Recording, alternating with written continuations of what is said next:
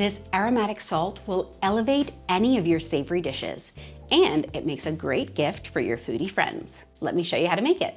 To the small bowl of your food processor, add 120 grams or half a cup of sea salt,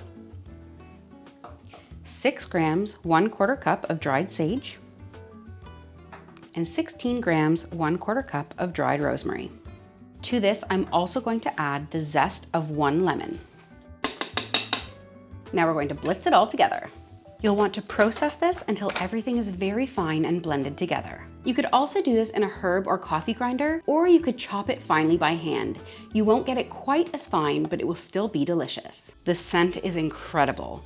Just imagine what that's going to taste like on your food. Now pour your salt into a jar for storage. If you're not using this straight away, you'll want to dehydrate it a little bit. So lay it out on a baking sheet and pop it in the oven for about an hour at 40 degrees Celsius or around 100 degrees Fahrenheit. This helps to remove the moisture from the lemon zest so that you don't get moldy salt. Nobody wants that. And now it's pantry safe. I love the flavor that this adds to a slow cooked meaty tomato sauce, but it's also great on chicken, beef, potatoes.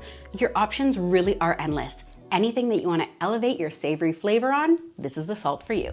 And if you're looking for more flavored salt ideas, check out my video here. I even have a vanilla salt.